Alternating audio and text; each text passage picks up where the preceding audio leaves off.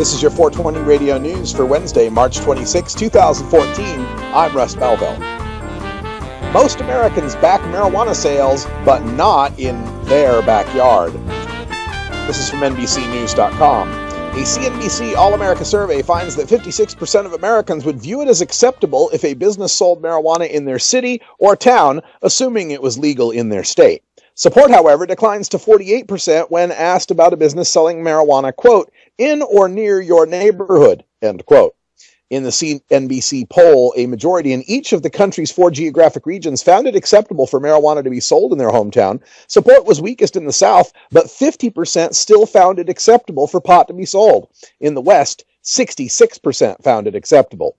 Views were most positive among Democrats, independents, and those ages 18 to 34. The least supportive groups included those aged 65 and older, Republicans, and Tea Party members. In general, those with at least some college education were more supportive of marijuana in their town than those with just a high school education or less. However, support was fairly uniform across income groups.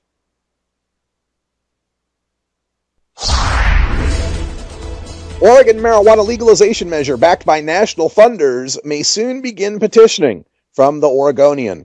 Backers of an Oregon marijuana legalization measure received some welcome news from the state Supreme Court this week. No one had filed a legal challenge to the ballot title for the latest version of their initiative.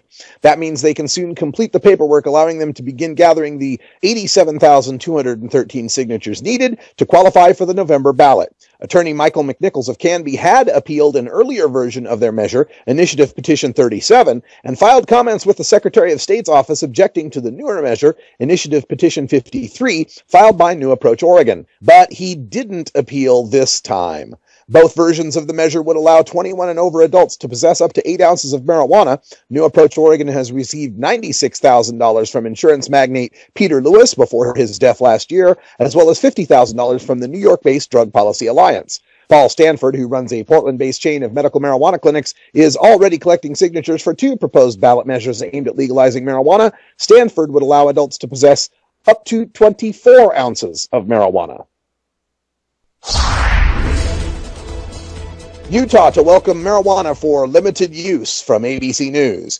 Parents of Utah children with severe epilepsy are cheering a new state law that allows them to obtain marijuana extract they say helps with seizures, but getting it involves navigating a thorny set of state and federal laws. Utah's Republican Governor Gary Herbert has already approved the law and held a signing ceremony for about 50 parents and children at the state capitol on Tuesday afternoon. The law doesn't allow medical marijuana production in Utah, but allows families meeting certain restrictions to obtain the extract from other states. The marijuana extract, which some believe helps with the severe form of epilepsy, is produced in nearby Colorado and is designed not to produce a high. Legislation to let kids with epilepsy use medical marijuana advances in Illinois, from the Chicago Sun-Times. Legislation to expand the use of medical marijuana to severely epileptic children and to lower the penalties for possession of pot for recreational purposes advanced Tuesday at the Illinois State House. 3 different measures got out of the Democratic-led House and Senate committees, with only token opposition to a Democratic-led push to go beyond last August's vote to allow only sick Illinoisans to use the drug legally on a pilot basis.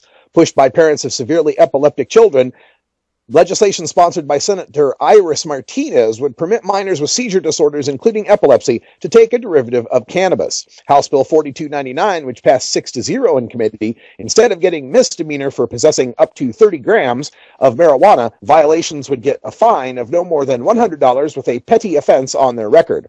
House Bill 5708, possession of less than 30 grams of marijuana, would be a regulatory offense that would still include a fine of $100, but not exist on someone's record. Investigators say marijuana THC extraction the source of a Tewksbury house explosion, from CBS Local in Boston. Investigators say a marijuana THC extraction process using butane gas was the source of an explosion at a home in Tewksbury last Tuesday night. 3 people were seriously hurt in the blast, which blew out the windows of the home. Tewksbury Fire Chief Michael Hazel said, quote, "The process was being performed on and around an electric stove within the apartment," end quote. Sources tell WBZ-TV this incident may be the first time there's been an explosion during a BHO extraction process in Massachusetts.